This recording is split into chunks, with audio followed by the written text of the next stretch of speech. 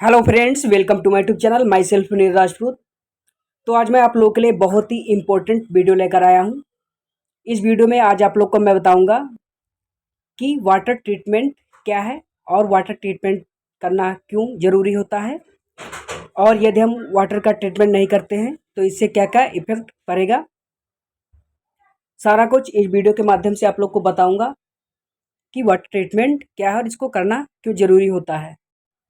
जितने भी HVAC या फिर AC वाले लोग हैं उनके लिए ये वीडियो बहुत ही इंपॉर्टेंट है। तो वीडियो शुरू करने से पहले आप लोग पर, यदि आप लोग मेरे चैनल पर पहली, तो आप लोग मेरे चैनल को सब्सक्राइब जरूर करें ताकि मेरी आने वाली वीडियो आप लोग को मिल सके सबसे पहले। तो वीडियो शुरू करते हैं, आप लोग को दिखाते हैं आज की वीडियो। इसी प्रकार के वीडियो देखने के लिए चैनल को सब्सक्राइब करें और वीडियो को शेयर करें। तो जो HVAC सिस्टम या फिर एयर कंडीशनिंग सिस्टम होता है, जिनमें क्या होता है कि जहाँ पर वाटर कूल कंडेंसर का प्रयोग किया जाता है, तो जैसा कि आप लोग देख सकते हैं कि वाटर कूल कंडेंसर का उपयोग करने वाले सभी refrigeration and air conditioning system को किसी न किसी प्रकार के जल की उपचार की आवश्यकता होती है। यह उपचार आवश्यक है क्योंकि पानी में खनिज, गैसीय, शैवाल, जीवाणु, कीचड़ के रूप में अशुद्धियाँ होती हैं। या अशुद्धियाँ कंडेंसर में जो जल प्रणाली को निम्नलिखित तरीकों से प्रभावित करती हैं।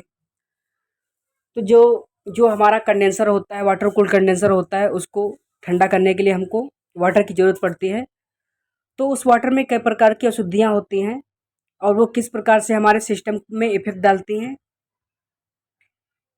जैसे कि अगर वाटर में खनिज पदार्थों की मात्रा ज़्यादा हो जाएगी तो ये क्या करेंगी, एक स्केल पैदा करेंगी। जो हमारी कॉइल होती है कंडेंसर की, उनको क्या करेंगी, उनके मार्ग को बाधित करेंगी, जिससे क्या होगा, पानी का प्रेशर कम हो जाएगा और हीट एक्सचेंज अच्छी तरीके से नहीं होगी। नंबर 2 पे है वायुमंडल में गैस वायुमंडल में गैस जैसे CO2, SO2 इसके संपर्क में आने पर अम्ल बनती है। पानी इस उच्च एसिड हमले और धातु की सतहों को संरक्षित करता है। जैसे कि ये कुछ प्रकार की हानिकारक गैसें होती हैं या फिर मटेरियल्स होते हैं, जैसे ही पानी के संपर्क में आते हैं तो ये लोग एसिड का रूप लेते हैं और ये लोग क्या करते हैं कि जंग पैदा करते हैं, कॉरोजन। तो जो आप लोगों ने देखा होगा कॉरोजन होता है, जो जंग लगी होती है, वो क्या करती है कि जो पाइपें होती है हमारी लोहे की, उनको क्या करती हैं कि खाना चालू कर देती है, उनको गलाना चालू कर देती हैं। तो इनका ही बहुत ही इफेक्ट पड़ता है HVAC सिस्टम में। जो पाइप्स लगी होती हैं उन पे इसका बहुत ही बड़ा इफेक्ट पड़ता है। नंबर 3 पे है शैवाल स्वयं तंत्र की सतह पर आक्रमण करते हैं, क्योंकि शैवाल जीवित पौधे हैं। वे तब तक बढ़ते हैं जब तक सिस्टम का मार्ग अवरुद्ध ना हो जाए। तो जैसा कि आप लोग एल्गाई का नाम सुना होगा, जो पानी के ऊपर काई होती है, आप लोग देख सकते हैं कुछ इस प्रकार से ये दिखती है। तो ये क्या करती है कि ये हमारे जो पाइप्स होते हैं उनके मार्ग को बाधित करती है, और जो फिल्स लगी होती है कूलिंग टावर्स में, उन पे भी काफ़ी ज़्यादा प्रभाव डालती है, उनके मार्ग को अवरुद्ध कर देती है, ब्लॉक कर देती है। जिसके कारण क्या होता है कि पानी का प्रेशर कम हो जाता है, और क्या होता है कि जो हीट होती है वो अच्छी तरीके से एक्सचेंज नहीं हो पाती है। नंबर 4 पे बैक्टीरिया कीचड़ बनाते हैं, जो शैवाल की तरह ही प्राणी को बंद कर देते हैं। जो बैक्टीरिया होते हैं उनसे क्या होता है कि पानी में कीचड़ उपलब्ध हो जाता है। ये भी क्या करता है कि पाइपों को ब्लॉक कर देता है, जिससे पानी का प्रेशर अच्छी तरीके से फ्लो नहीं होता है। नंबर 5 पे है पानी में पाई जाने वाली अधिकांश अशुद्धियाँ रसायनों द्वारा प्राकृतिक रूप से तैयार की जाती हैं, जो कि हमारे सिस्टम में बहुत ज़्यादा इफेक्ट डालती हैं। ये सारी जो अशुद्धियाँ हैं वो नेचुरली पानी में आती हैं, प्रकृति द्वारा आती हैं। इनको कोई बनाता नहीं है, ऑटोमेटिकली ही ये पानी में आ जाती है, क्योंकि ये सारी अशुद्धियाँ वातावरण में उपलब्ध होती हैं पहले से। तो इनसे क्या होता है कि बहुत ज़्यादा इफेक्ट पड़ता है हमारे सिस्टम पर, जिससे क्या होता है कि हमारा एयर कंडीशनिंग सिस्टम होता है वो सही तरीके से काम नहीं कर पाता है। तो इन अशुद्धियों को क्या करते हैं कि हटाते हैं हम। तो इसलिए इन सारी अशुद्धियों को हटाकर पानी को शुद्ध करने की प्रक्रिया को ही क्या कहा जाता है, वाटर ट्रीटमेंट।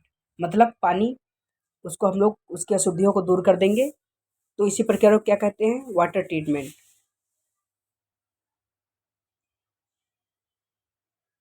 क्योंकि हमारे पास पानी तो बहुत सारा है, हमारी धरती पर पानी बहुत सारा है, लेकिन क्या होता है कि जो शुद्ध वाटर है वो बहुत ही कम है। इसीलिए जो एयर कंडीशनिंग सिस्टम है या फिर इंडस्ट्री सिस्टम है, उसमें क्या होता है कि हम एक ही पानी को बार-बार सर्कुलेट करते हैं, तो इसलिए क्या होता है उसमें कई सारी अशुद्धियाँ आ जाती हैं, उनको दूर करना भी बहुत ज़रूरी होता है। क्योंकि हम हर बार कूलिंग टावर्स में या फिर और कहीं सम्प टैंक में हर बार हम लोग नया पानी नहीं भर सकते हैं, क्योंकि हमारे पास इतना शुद्ध पानी उपलब्ध नहीं होता, इसलिए हम वही पानी बार-बार यूज़ करते हैं। इसलिए वाटर ट्रीटमेंट बहुत ही ज़रूरी हो जाता है। अब बात करते हैं हार्ड वाटर और सॉफ्ट वाटर। तो जो पानी होता है उसको 2 कैटेगरी में रखा गया है। एक तो हार्ड वाटर होता है और एक होता है सॉफ्ट वाटर। तो सबसे पहले हम समझ लेते हैं हार्ड वाटर और सॉफ्ट वाटर। जो पानी में बहुत सारे मिनरल्स, बैक्टीरिया, जो अशुद्धियाँ होती हैं वो पानी में अगर ज़्यादा हो जाएंगी तो उसको हम लोग क्या कहेंगे, हार्ड वाटर। और ये अगर कम रहेंगी, 0% रहेंगी या फिर उससे कुछ जो लेवल है उसमें रहेंगी, तो इसको हम लोग क्या कहेंगे, सॉफ्ट वाटर। इसको पहचानने का बहुत ही अच्छा तरीका है कि यदि पानी में हम लोग कपड़े धोते हैं, साबुन का प्रयोग करते हैं, यदि साबुन से बहुत ज़्यादा झाग बन रहा है कपड़ों में, तो वो पानी बिल्कुल सॉफ्ट है। वो पानी को हम सॉफ्ट कह सकते हैं, जिसमें बहुत झाग बन रहा है वो पानी सॉफ्ट है। जो हार्ड वाटर होता है उसमें यदि हम साबुन घोलेंगे तो उसमें झाग नहीं बनता है। तो ये बहुत ही अच्छा तरीका है हार्ड वाटर और सॉफ्ट वाटर को पहचानने का। तो जैसा कि इसमें बताया गया है, water is classified as the hard and the soft depending upon the amount of the solid impurities. Water is the general water consisting less than 60 ppm parts of million, मतलब ppm का फुल फॉर्म होता है parts per million, of the considered beginning soft water 60 to 120 ppm, medium 120 to 180 ppm, और hard water 180 ppm is the considered the very hard water.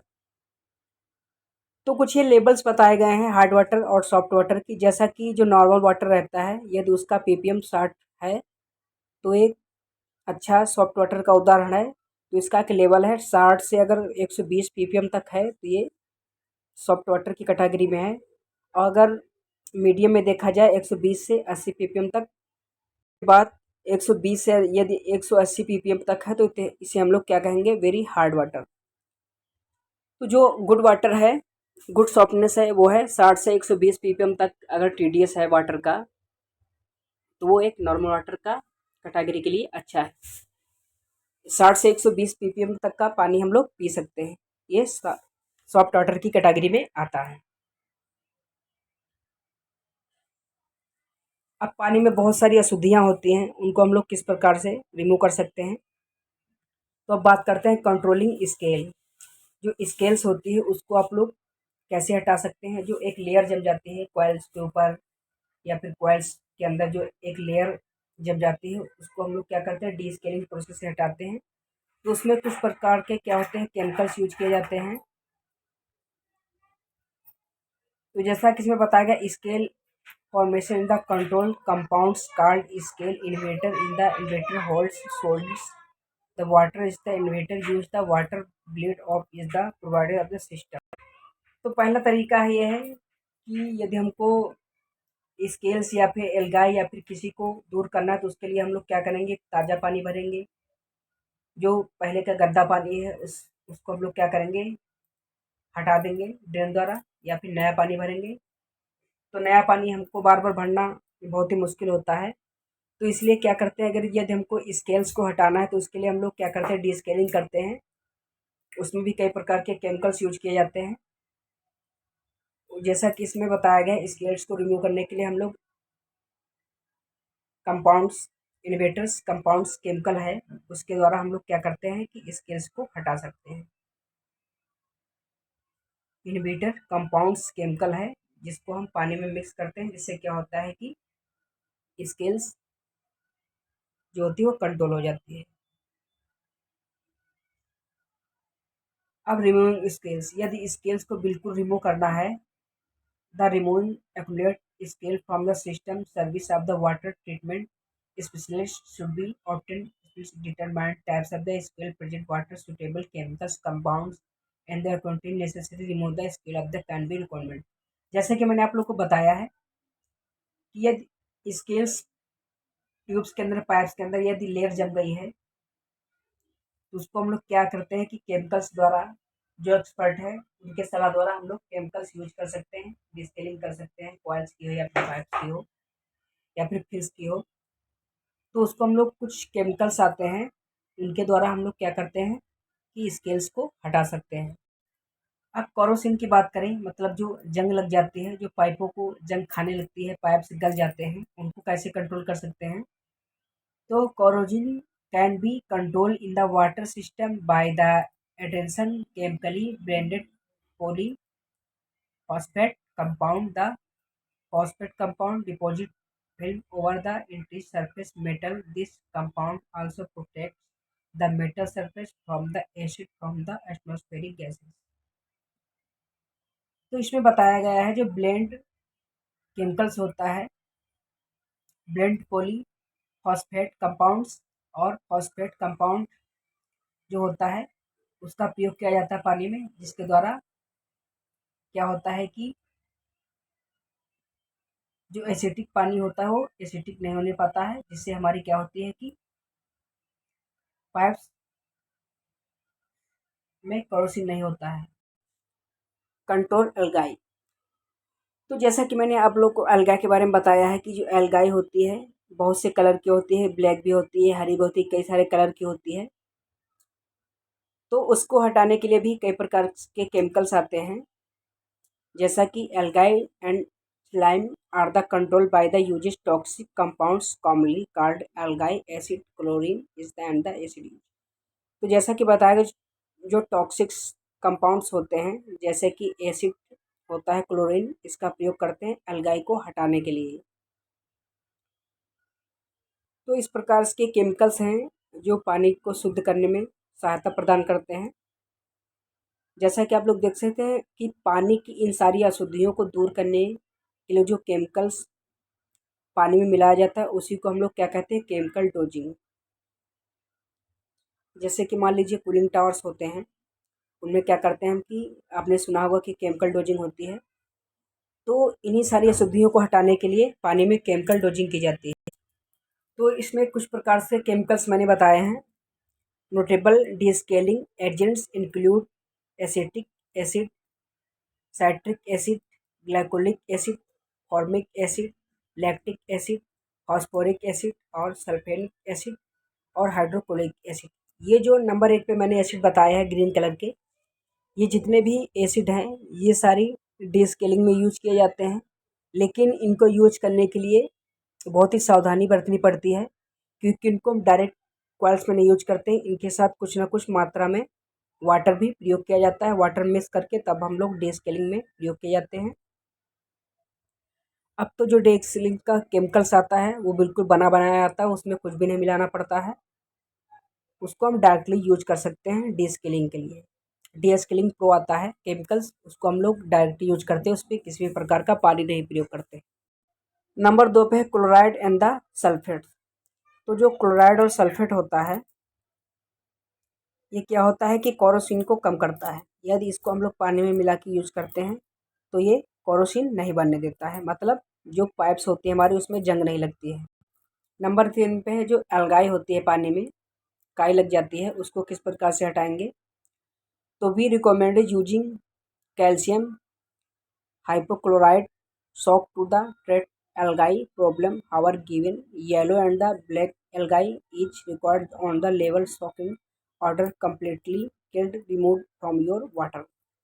तो जैसा कि इसमें बताया गया है कि जो काई होती है या फिर algae होती है वो किसी भी कलर की, पीली हो, ग्रीन हो, ब्लैक हो, किसी भी कलर की हो, तो उसके लिए हम लोग कैल्शियम हाइपोक्लोराइड शॉक नाम का केमिकल्स आता है उसका यूज करते हैं। तो उसके द्वारा जितनी भी काई होती है सारी रिमूव हो जाती है, सारी हट जाती है।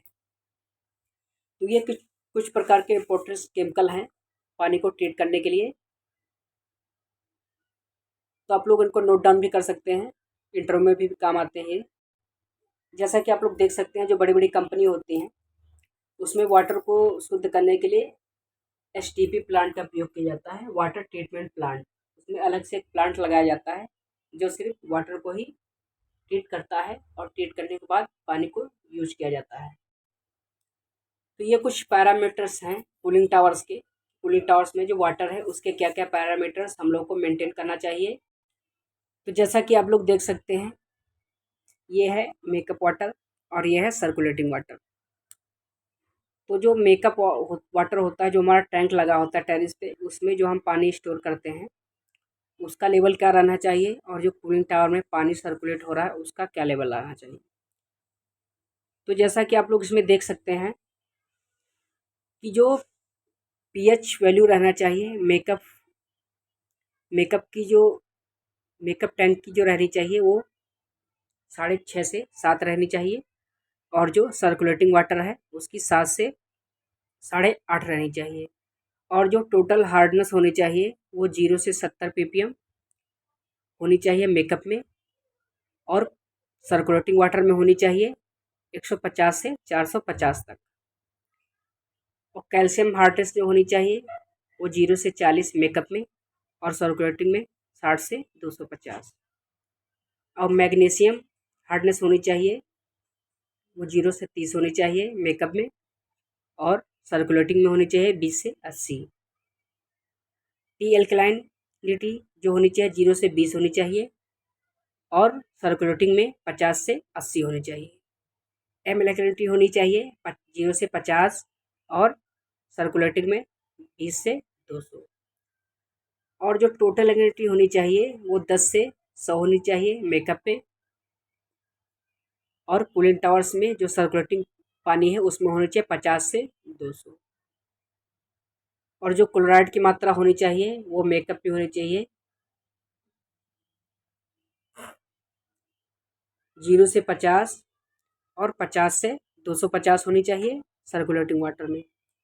टीडीएस की बात करें तो 100 से 1000 होनी चाहिए मेकअप टैंक में, और सर्कुलेटिंग वाटर में होना चाहिए 100 से 4500। और सीओसी की बात करें 0 से 3 होनी चाहिए मेकअप में, और 0 से 6 होनी चाहिए सर्कुलेटिंग में। तो ये कुछ कूलिंग टावर्स के पैरामीटर्स हैं, इनको आप लोग भी नोट कर सकते हैं, क्योंकि ये चीज़ इंटरव्यू में पूछी जा सकती है। कहीं भी आप लोग इंटरव्यू के लिए जाते हैं अच्छी पोस्ट के लिए, तो वहाँ पर ये चीज़ें पूछी जा सकती हैं कि टीडीएस क्या होना चाहिए, पीएच वैल्यू क्या होना चाहिए। ज़्यादातर तो जो भी इंटरव्यू पूछा जाता है वो ज़्यादातर टीडीएस के बारे में और पीएच वैल्यू के बारे में पूछा जाता है।